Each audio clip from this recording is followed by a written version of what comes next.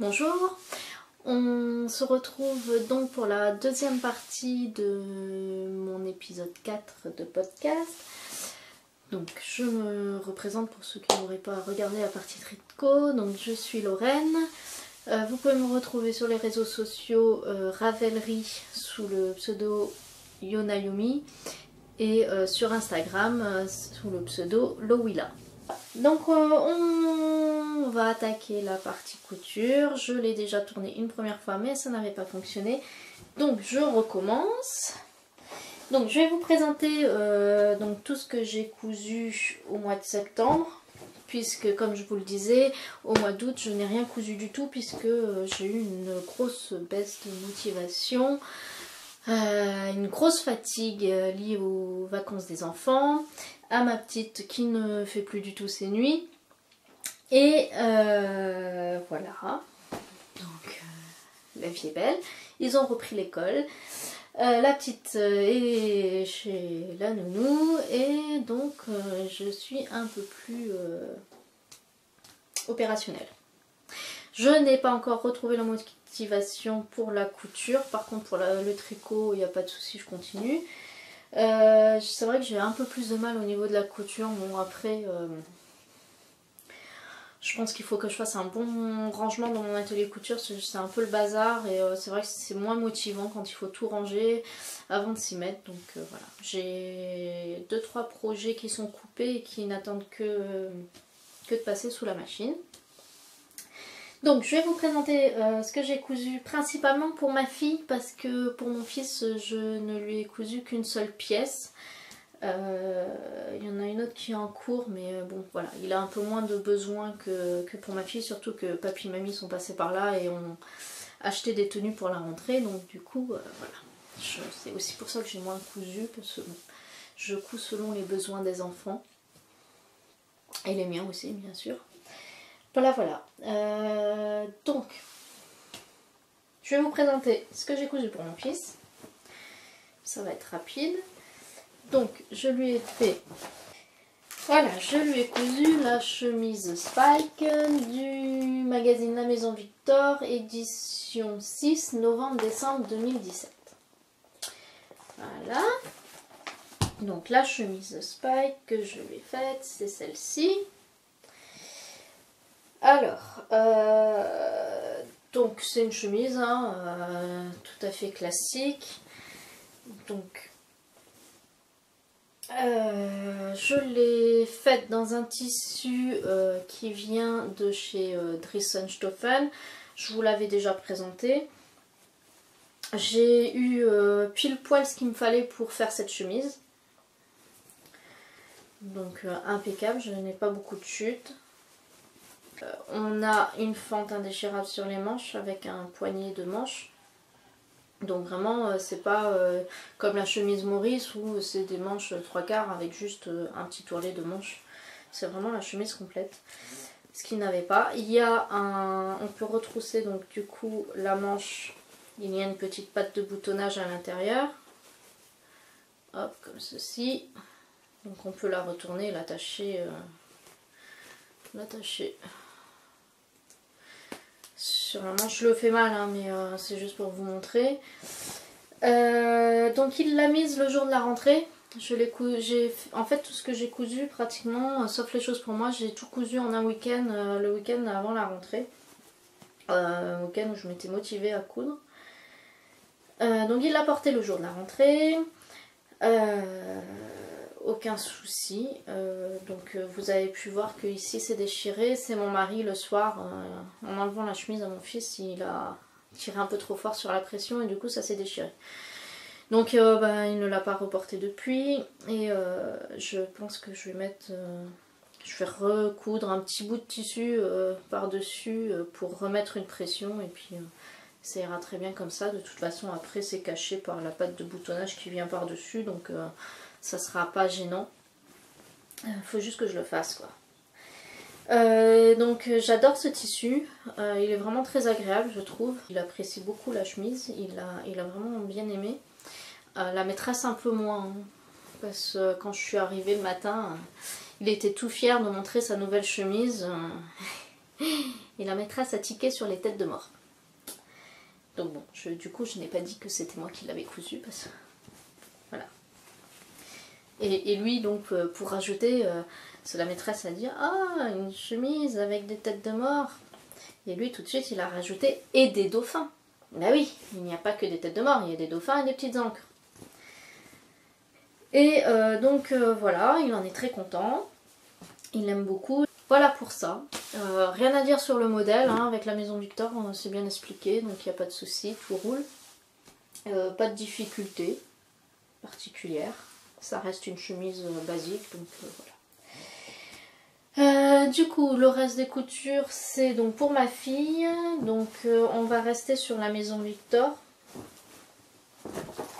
Donc je lui ai cousu donc, dans l'édition 2 mars-avril 2016, je lui ai cousu le top Pixie. Donc le top Pixie c'est celui-ci, je ne vais pas tout vous montrer hein, s'il est en couverture, voilà. Donc moi ma version je l'ai faite dans un coupon, dans un coton à pois des coupons Saint-Pierre. Donc voilà. Rien de spécial à dire sur ce modèle, il est très facile à coudre, il se coud très très vite, donc il a des manches raglantes, une parmenture d'encolure, des petits bracelets de manches, ici derrière vous avez une patte de boutonnage comme ceci, qui est intégrée donc au dos, donc le dos est en 2 pièces, hein, donc à chaque demi-dos il y a une patte de boutonnage intégrée, il suffit de replier et puis ça se fait tout seul. Donc pas de difficulté particulière, très facile à faire, très rapide.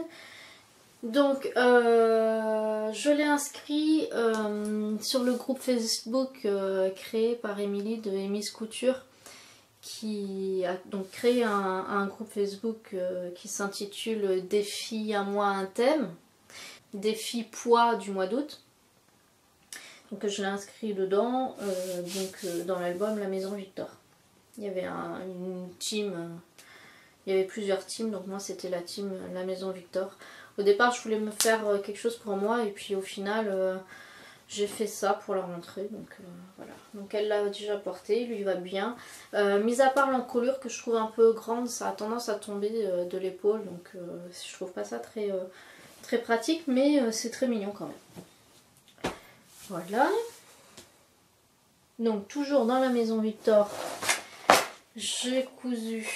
Donc, on passe sur l'édition 1 janvier-février 2018, donc un peu plus récent. Je lui ai fait le Sweet Nona.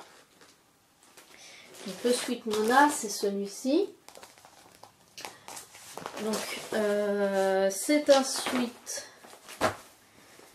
avec donc des manches tombantes. Je sais pas trop comment ça s'appelle les manches comme ça. Manches kimono. Pas trop. Bref. C'est un peu comme les manches du trop top. Donc ça, un empiècement ici qui normalement est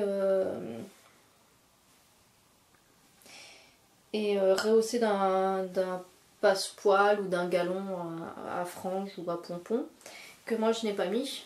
J'avais essayé au départ de mettre un passepoil argenté, mais ça gondolait, donc je n'ai pas... je l'ai enlevé et j'ai refait. Donc c'est un petit sweat que j'adore. Les tissus viennent de chez Dressenstoffen. Le bord-côte je l'avais acheté en promo et en fait il va très très bien avec ce... C'est un French Terry. Hein, donc un molleton fin à petite bouclette à l'intérieur. Donc je l'ai fait, oui, le top Pixie je l'ai fait en taille 92. Hein. Donc celui-là aussi en taille 92. Autant le top Pixie taille bien que celui-là il est un peu grand. Il taille un peu grand, mais bon c'est pas grave, elle le mettra plus longtemps. Donc ça tombe bien. Ça la gêne pas si les manches plissent un peu plus, mais c'est pas grave quoi. Elle les perd pas non plus, elle n'est pas perdue dedans. Je trouve que c'est très très mignon. Donc ça je pense que j'en referai. Parce que j'aime beaucoup ce petit sweat et C'est rapide et facile à faire à la surjeteuse, il n'y a pas de problème. Tout roule. Donc ça c'est toutes les coutures. C'est des coutures rapides en fait que j'ai faites. Hein. J'ai tout cousu en un seul week-end. Je lui ai fait après donc un pantalon Lulu. Il me semble que c'est mai-juin 2017. L'édition mai-juin ou juillet-août. Je sais plus. Par là. Je me rappelle plus. Donc le pantalon Lulu. Donc que je lui ai fait dans un wax que j'avais trouvé en brocante. Toujours en taille 92. Il lui va très bien. Donc là pour le coup il est ni trop grand ni trop petit. Il est vraiment pile poil à la bonne taille. J'ai pas fait un gros revers en bas parce que justement il est pile poil. Donc après ça aurait été trop court. Rien à dire. Le modèle est très facile à faire. Je l'ai cousu entièrement à la surjeteuse. Par flemme. Pour aller plus vite. Donc, et ça se fait très bien, il n'y a pas de problème. Donc j'aime bien les petits détails, c'est les petits plis là devant. Il y a des poches. Et c'est vraiment un pantalon qui je trouve donne vraiment au porté, il est très joli. Et il est très simple à faire. Donc je conseille ce pantalon et je pense que je vais en refaire quelques-uns là pour cet automne et cet hiver dans des matières plus chaudes. Donc ça, et donc on va passer chez Ivan Soufflé maintenant avec donc un trop top. Donc voilà, hein, c'est encore les mêmes manches que sur le Sweet Nona. Donc trop top. Basique, format sweat avec bande d'encolure relevée, des fausses bandes rapportées sur l'ourlet et sur les manches. Donc en taille 2 ans, il taille un peu grand encore, mais elle peut le mettre sans problème quand même. Juste le jersey, je l'avais acheté au tissu myrtille, je vous l'avais montré déjà. Alors, elle l'a beaucoup porté, mais je suis un peu déçue sur ce jersey. Il déteint beaucoup. Donc les couleurs sont un peu passées. Sur la bande surtout, là, ça se voit, ça marque facilement. Il y a des traces blanches. Bon. Voilà. Il fera la saison de toute façon. Peut-être un peu au printemps parce qu'il est un peu grand, mais voilà. Après j'aime beaucoup, donc c'est vrai qu'elle l'a beaucoup mis. Donc après j'ai ressorti mon livre Grains de couture pour enfants, toujours d'Ivan Soufflé. Je lui ai cousu dans ce livre, je lui ai cousu la tunique Capella et pour aller avec, je lui ai fait la tunique Fegda. Donc ça lui fait un petit ensemble automnal. Donc elle l'a pas encore porté parce que justement c'est automnal. Donc la tunique Fegda que j'ai fait en velours Milleray découpon Saint-Pierre.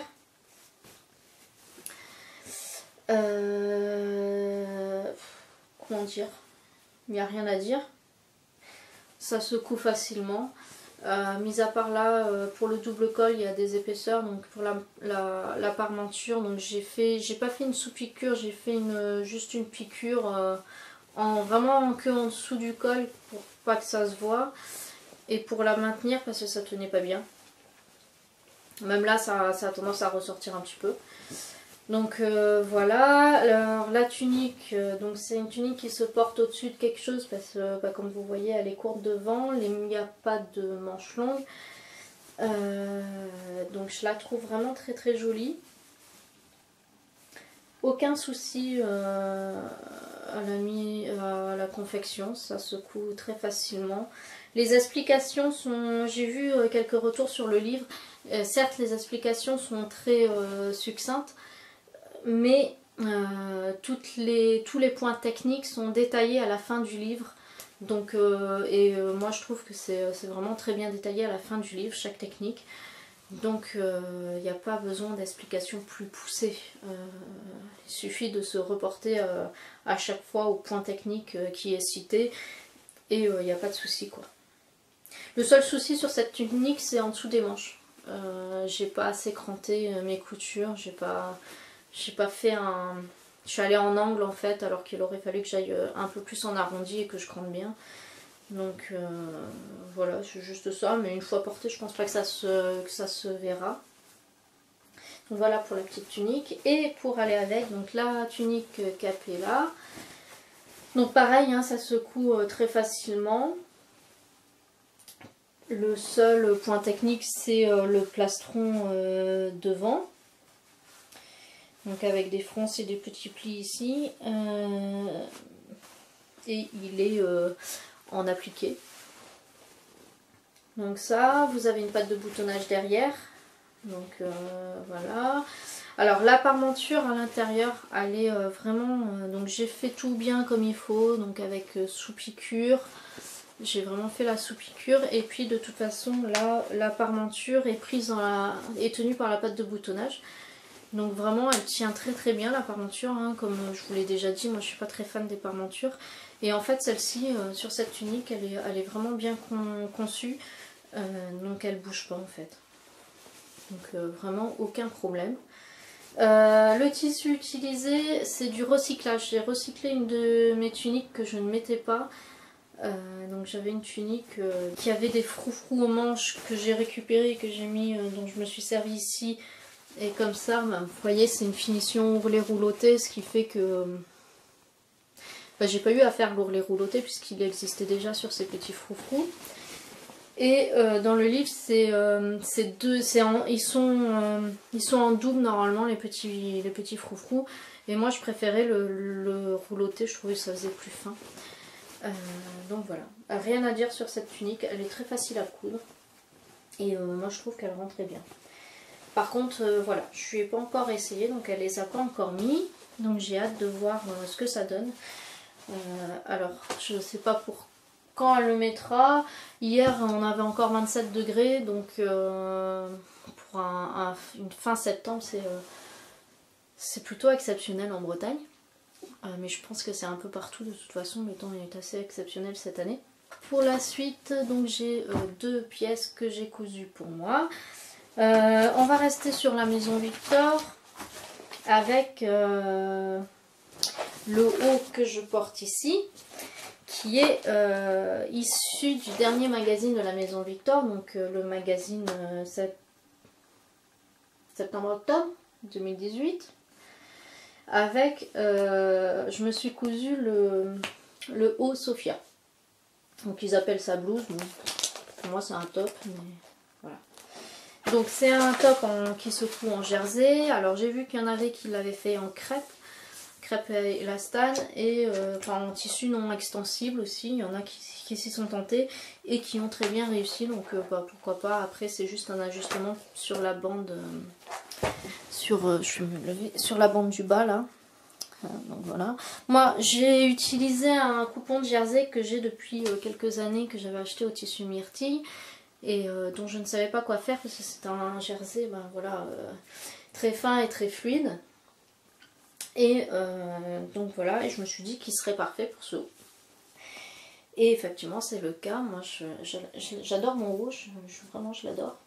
Donc, vous savez, je suis inscrite sur le groupe des créations de la Maison Victor sur Facebook. Et j'ai vu, donc j'en ai vu plein hein, passer. Alors moi je poste pas forcément mes créations dessus. Hein. Je suis pas très assidue pour ça. Vous savez, les photos, moi c'est pas mon truc. Et j'ai vu beaucoup de réalisations qui étaient bah, du coup modifiées. Les manches rallongées, le haut rallongé. Moi pour le coup j'ai fait aucune modification parce que bon bah, je mesure 1m58 et du coup hein, voilà, pas besoin de rallonger les manches, pas besoin de rallonger le corps. Je trouve qu'il tombe très très bien sur moi comme ça. J'ai fait la taille 38 alors que d'habitude je fais la taille 40. Là je me suis dit bon c'est en haut en jersey, je vais faire une taille 38, je voulais qu'il soit un peu ajusté et ça va très bien. Donc je vous le remontre debout. Donc vous voyez au niveau longueur il est très bien. Je vous montre derrière. Voilà. Au niveau des manches, voilà, elles m'arrivent au milieu de la main.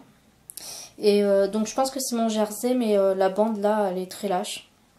Je pense que c'est mon jersey qui fait ça, il est un peu lâche. Et donc du coup j'aime bien le rendu quand même parce que ça fait, voilà, les manches sont un peu longues. Certes elles auraient peut-être mérité d'être un petit peu plus resserrées comme ça peut-être. Mais moi je trouve que c'est très bien comme ça. Et voilà. Donc c'est un haut très facile à faire, entièrement à la surjeteuse.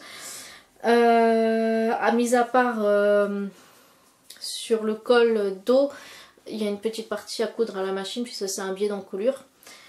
Donc ça je l'ai cousu à la machine. Sinon tout le reste je l'ai fait à la surjeteuse. Le haut se construit, donc on a deux demi devant, un dos, la bande de ceinture, les manches et les bandes de manches. On a des parmentures sur le devant, voilà. Et les parmentures se mettent toutes seules en fait à l'intérieur. Elles sont cousues aux épaules. Elles sont rattachées aux épaules et rattachées à la ceinture. Et donc vous avez des plis de ce côté-ci et des plis aussi de ce côté-ci à l'intérieur pour faire le drapé du haut. Alors les plis ne se voient pas, je peux peut-être essayer de vous montrer, voilà. Les plis ne se voient pas forcément de l'extérieur, mais ils y sont bien. Donc voilà. Oui, alors je le porte avec un débardeur en dessous parce que ça a tendance à faire ça, voilà. Donc comme ça a tendance à s'ouvrir, alors là j'ai un débardeur qui n'est pas forcément assorti, hein, mais bon, pour rester à la maison c'est très bien. Pour aller avec, j'ai cousu dans le Burda de septembre 2014, j'ai cousu cette petite jupe là. Donc c'est une jupe très facile à faire, que j'ai cousue dans un molleton double face des coupons Saint-Pierre. Donc il y a une face molleton, enfin une face jersey on va dire, parce que c'est pas vraiment du molleton.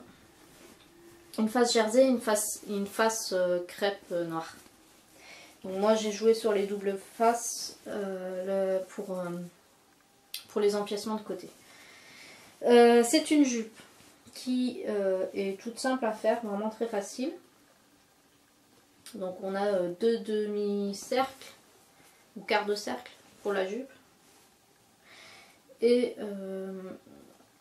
des empiècements pour le reste. Alors normalement il y a une ceinture rapportée que je n'ai pas faite parce que normalement il y a aussi une fermeture éclair que je n'ai pas mise. J'ai quand même coupé le dos en deux parties parce que je pensais la mettre. Et au final, non, j'en avais pas besoin de la fermeture éclair parce que je rentre très bien dedans. Donc j'ai fait une taille 38 et c'est même un petit peu lâche comme ça. Donc je peux très bien la mettre sans la fermeture éclair et l'enlever aussi. Il n'y a pas de souci, ça tient correctement. Faut juste que je trouve une solution pour la ceinture pour la finir joliment. Après avec un truc par dessus ça se voit pas, hein, donc voilà. Voilà ma petite jupe que j'aime beaucoup. Je la trouve très très bien. J'ai fait le tour de toutes mes coutures. Je vous dis à bientôt. Je ne vous dirai pas quand parce que je n'en sais rien. Et que voilà. Après au mois d'octobre il y a les vacances encore. Donc ça dépendra des enfants. Donc voilà. Allez, bye bye.